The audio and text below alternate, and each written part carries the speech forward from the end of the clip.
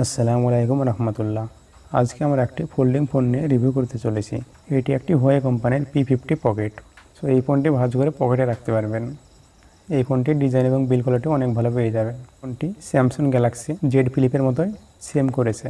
তো এই ফোনটির ব্যাক সাইডে পেয়ে যাবেন গোলাকার রিংয়ের মতো ক্যামেরা এবং টান নিচে ফোল্ডিংয়ের নিচে রয়েছে হুয়াওয়ে কোম্পানির লোগো।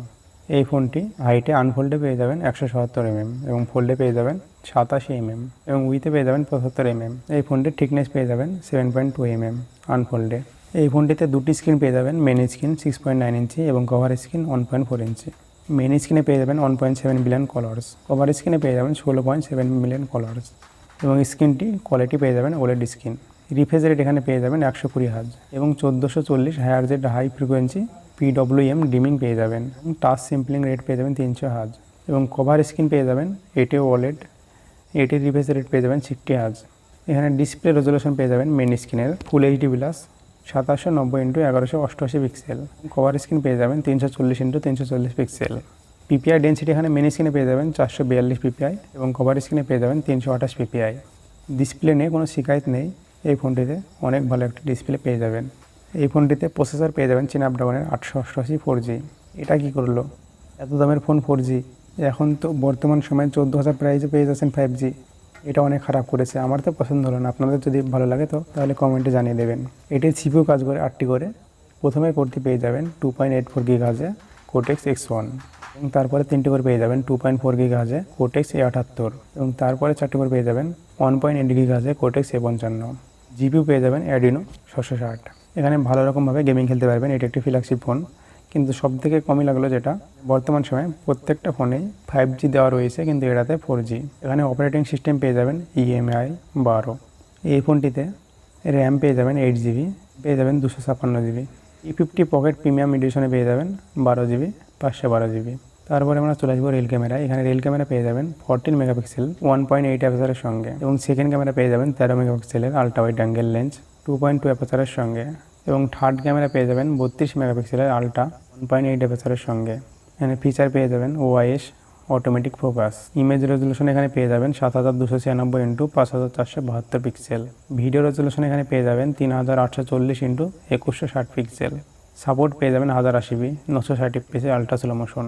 রিয়েল ক্যামেরায় ক্যাপাসার মোড পেয়ে যাবেন অনেকগুলি, হিস্টোরিক রিটোর, audio zoom, high res, time lapse, ultra wide angle, PLV video, night micro, portrait, pro, slow motion, panorama, আরও অনেক ফিচার পেয়ে যাবেন। এবং ফ্রন্ট ক্যামেরা পেয়ে যাবেন 10.7 মেগাপিক্সেলের সেলফি ক্যামেরা 2.2 অ্যাপারচারের সঙ্গে।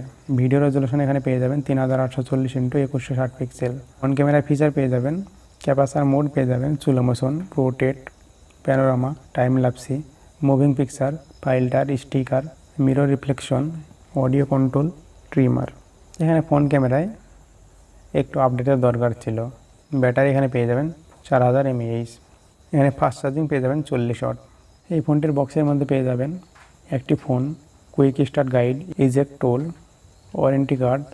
এই ফোনটির প্রাইস পেয়ে যাবেন অ্যামাজনে 83,999 টাকা, 256GB 12GB। তো এই প্রাইস সেগমেন্টে এই ফোনটি কেমন লাগলো আপনাদের অবশ্যই কমেন্টে জানিয়ে দেবেন। এই ফোনটি কি গ্যালাক্সি জেড ফ্লিপের সঙ্গে পারবে? অবশ্যই জানিয়ে দেবেন আপনাদের মতামত।